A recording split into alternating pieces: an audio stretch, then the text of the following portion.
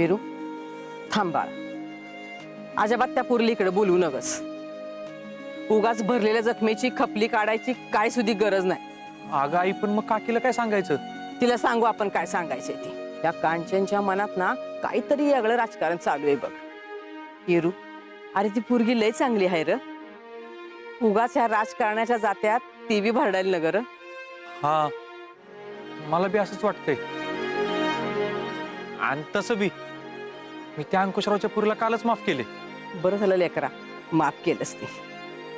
अरे उगाच मनात कुणाशी आडी ठेवू नये.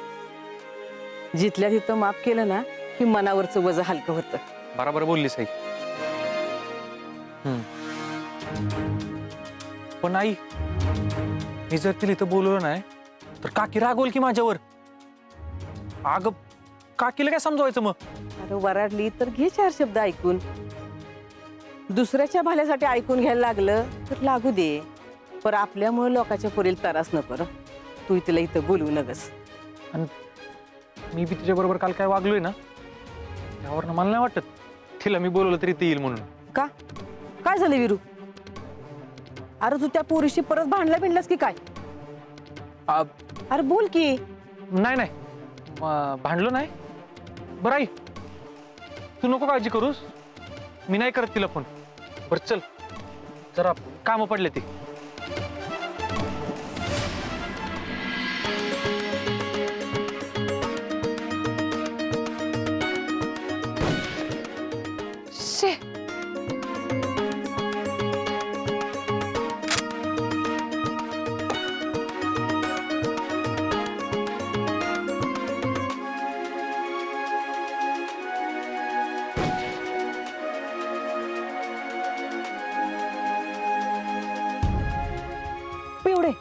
काय झालंय ग तुला? डोळं बंद करून बी तुझा निशाणा लागतो. एवढा भारी नाही भाई तुझा. आज काय झालंय? आज डोळं उघडं आहेत पण मेंदूच बंद पडलाय. म्हणजे मेंदू सतत त्या वीरूचा विचार करतोय ना, त्याच्यामुळेच नेम लागणं झालाय माझा. आता त्याने काय केलं? माझा इगो हर्ट केला. असं कसं? त्याने केलं की तुला माफ, अजून काय पाहिजे? त्याची दोस्ती, त्यानं माफ केलाय मला पण माझी दोस्ती नाकारली. आता माझीशी दोस्ती करायला भले भले लाईनीत उभे राहतात. त्यांना भाव नाही देत मी आणि ह्याला भाव देते तर ह्यो माझी दोस्ती नाकारतोय. काय समजतो काय की स्वतःला? मग नको त्याच्या नादी लागूस. आणि तू कशाला त्याला एवढा भाव देतेस? त्याला तुझ्या मैत्रीची किंमत कळणार नाही. एवढे तुझ्यावर मैत्री करायला 1000 जण तयार होत्याल. ते वीरू मध्ये काय ठेवलं ग एवढं नक्की? एवढे तुझा दोस्त व्हायला का नाही लय मोठं नशीब लागतं बघ. लय मोठं नशीब. तसं की माझं त्या वीरूच नशीब लय फाटकय बघ. उलट त्याच्याच नशिबात तुझी मैत्री नाही असं समज.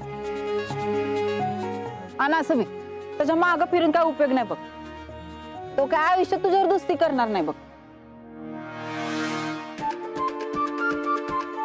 वैशे हे धर. अगं अशी कुठे तर जातीयस? ती कळेल लवकरच तुला. अगं पण काय करणार आहेस ते सांग तरी. काय उलट सुलट करू नकोस म्हणजे झालं. अगं मीला एवढं काय बोलले की ही एवढी पिटली? अगं पिवडे, अगं ऐक की.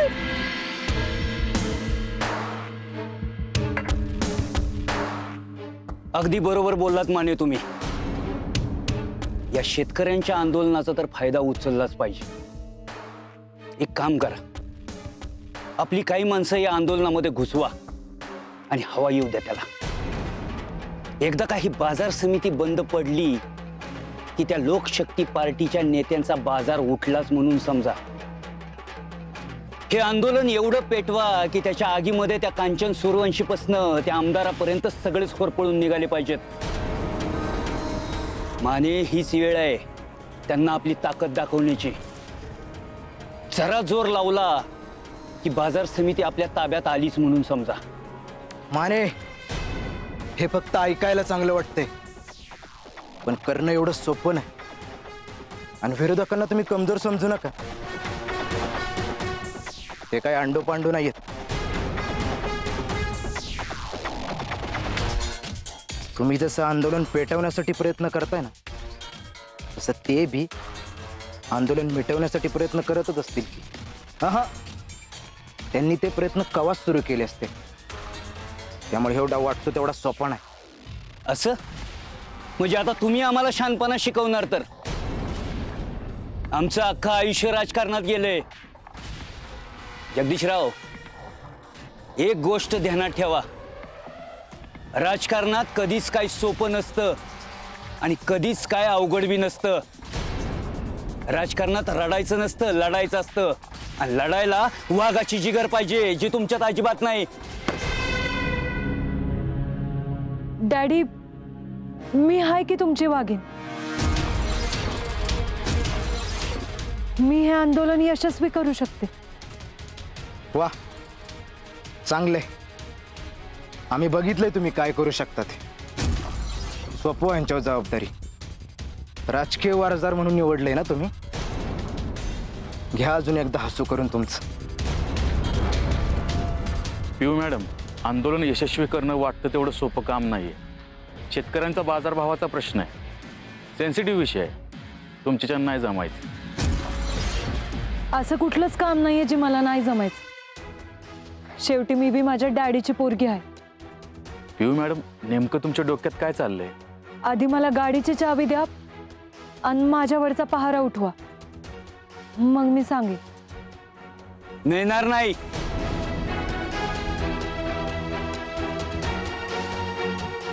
घर सोडून तुम्ही कुठेही जायचं नाही. साहेब, मला वाटते आंदोलनाच्या ठिकाणी जाऊ दे त्यांना. त्या निमित्तानं आपल्या मतदारसंघातील त्यांना समस्या कळतील, शेतकऱ्यांचे प्रश्न कळतील. आता तशाही त्या राजकारणात आल्याच आहेत, त्यामुळं नाही म्हणजे तुम्ही काय ते ठरवा. मला जे वाटतं ते मी बोललो.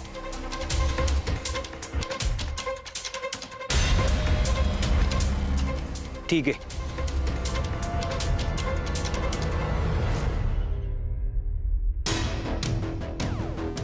जगदीशराव, तुम्ही जावं पिऊन बरोबर. आम्ही काय तुमचं गुलाम नाही, तुम्ही सांगाल ते ऐकायला. तुमच्या पुरीला बॉडीगार्ड पाहिजे असेल ना, तर दुसरा कोणीतरी बघायचं.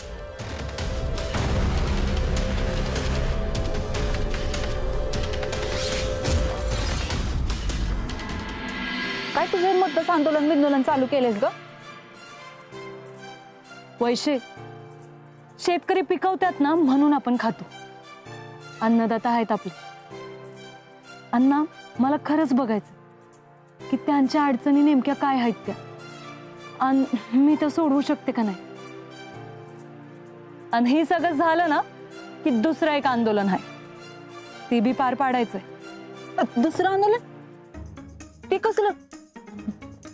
लवकरच कळेल तुला. काय मगासपासून लवकरच कळ बोलतेस ग? त्याच्या आधी तरी काहीतरी बोल. तू तू नक्की काय करणार आहेस? फुटाणा. काय? अगं, दाताखाली फुटाणा धरावा इतक्या सहज बोलतेस ग तू? त्याच्या आधीच्या झालेल्या कुटाण्यानं काय काय झालं माहितीये ना? आधीचा कुटाणा मिटणं झालाय, तर आणखी फुटाणा? तूच म्हणली होतीस ना माझ्याशी दोस्ती करायला नशीब लागतं म्हणून. असंच एका माणसाला त्याचं नशीब किती चांगलं आहे हे पटवून द्यायला निघाली. त्याचं नशीब बदलायला निघाली आम्ही वैशे. अगं पिवडे, तुझं दोस्त व्हायला लय मोठं नशीब लागतं असं म्हणलं होतं का मी? दोस्तीसाठी कुठं ना कर असं म्हणलं नव्हतं मी. आता बंद करते का तुझं प्रवचन? आता नाही, मी उस्तर हिथंच थांबायचं. बंगल्यात ना कोणी मला हुडकायला येतं का नाही ह्याच्याकडे लक्ष दे. अजिबात कुठं जायचं नाही, कळलं का? अगं, मी इथं थांबून काय करू? अगं पिवडे, सांग की. अगं मी इथं काय करू? येते मी. अगं पिवडे, ऐक की. अगं येते, इथंच थांब, जाऊ नको इथनं कुठं. अगं पिवडे, मी काय करू? मला लय ब्या वाटायला लागलंय. आता काय करू? जेव्हापासून मी हिला आधीसारखं वाघ असं म्हणलंय ना, तेव्हापासून माझं काळीच नुसतं मिनिटाला वर खाली होतंय. काय करू?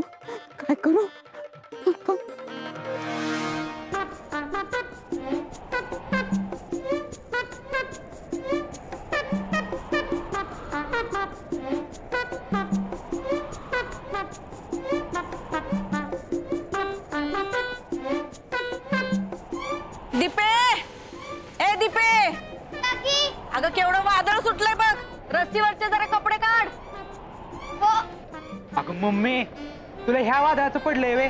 अगं पण ती वादळ कवा यायचं? अगं त्या अंकुशराव पाटलाची पोरगी. मी कवाधरनं मोबाईल हातात घेऊन रेडी बसलोया. मला तर वाटतं तिची वाट बघून बघून माझ्या मोबाईलचं चार्जिंगच संपायचं. विरूनं फोन केलाय तिला, येतच असेल. पायच कळ काढ की जरा. शिकार टप्प्यात येस तवर गप मगरीगत पडून राहायचं असते शिकाऱ्यानं.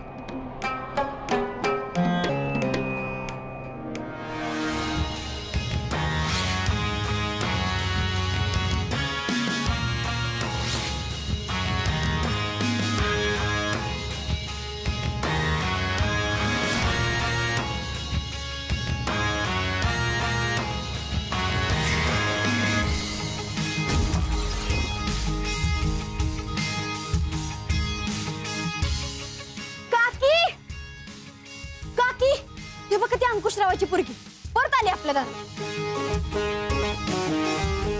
तुम्ही म्हणत असाल तर हाकलू का येत ना? ए गप्पे, मागच्या वेळेला तुला हाकल म्हणलं होतं तिला, तेव्हा तू काय गुण उधळलं होतेस मला चांगलं माहिती आहे. येऊ दे तिला, मीच बोलवलंय. जा तू तुझं काम कर, निघ ना.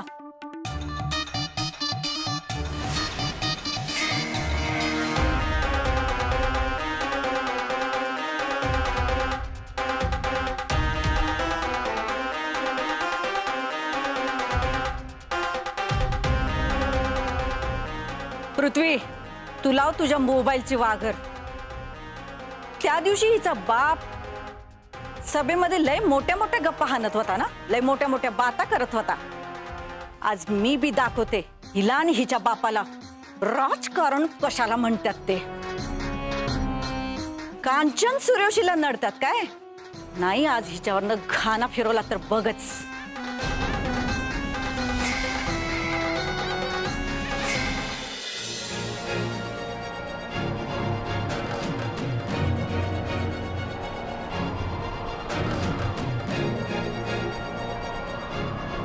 अरे इरू, हा काय केलंस रे ही?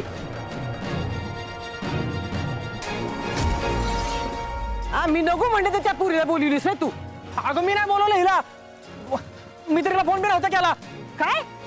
अरे मग ती कशी आली आहे इकडं? अगं मलाच काय कळलं झालं आता.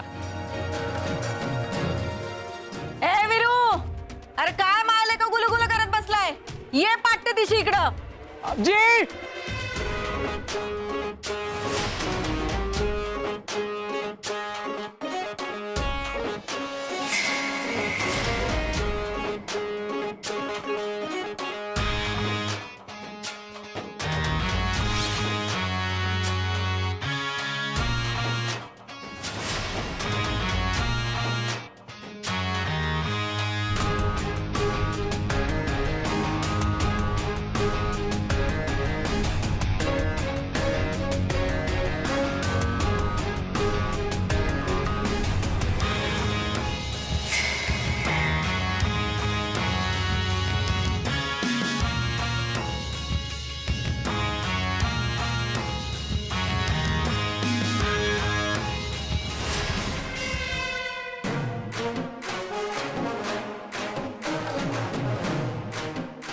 विरूने बोलवलं आणि तू आलीस तर.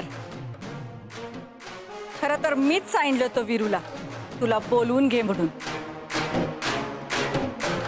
तुला माफी पाहिजे ना विरूकडनं?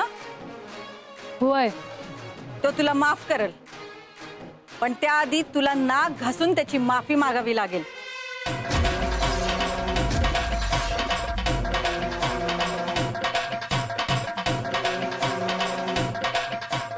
कसला विचार करतेस?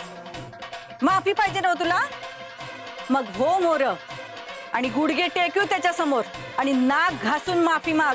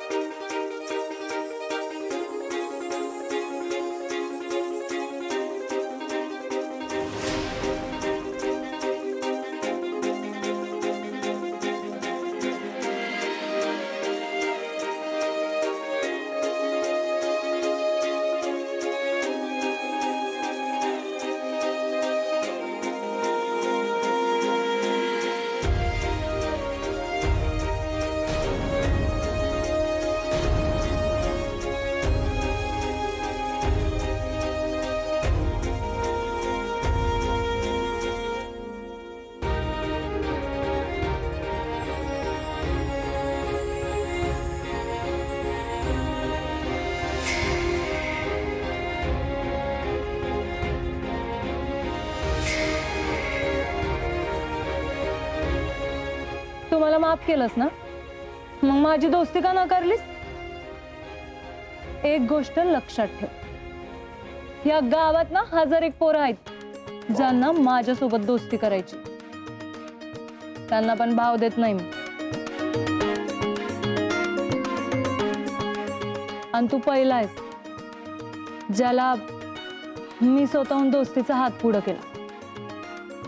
त्यामुळे विचार कर, माझ्याशी दोस्ती करायला ना नशीब लागतं, नशीब. मग मी कम नशिबी आहे असं समज. आणि ही बघ, मी ह्या जन्मात तरी तुझ्याशी दोस्ती करणार नाही. पुढच्या जन्मात बघू. मला नाही विश्वास 7 जन्मावर. मला जी पाहिजे ना ती आत्ताच पाहिजे, ह्याच जन्मात. आणि ती मी मिळवणारच. मला जर तुझ्यासारखा दोस्त माझ्या आयुष्यात पाहिजे ना, तर मग पाहिजे. आता माघार नाही. ठरलं की ठरलं. मग माझं बी ठरलं. माझी बी माघार नाही. दोस्ती नाही म्हणजे नाही. बोललो तर बोललो.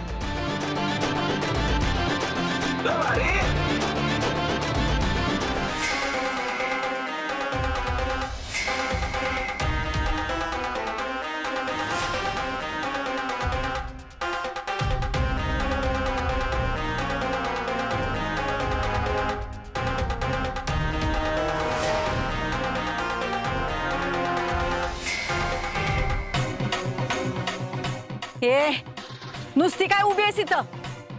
माफी पाहिजे ना तुला विरूकडनं? चल मग नाक घास आणि माफी माग आणि निघ इथनं. आम्ही नाक घासत नाही, घासायला लावतो. आधी प्रेमानं समजवतो, नंतर विनंती करतो.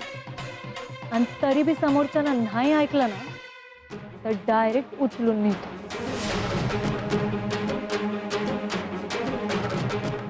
हे असलं नाक घासणं बिसणं ना आमच्या रक्तात नाही. तुम्ही असाल झडपी अध्यक्ष, पण मी बी अंकुशराव पाटलाची पोरगी आहे.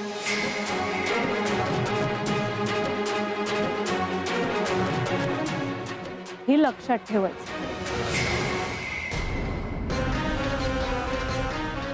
येते मी.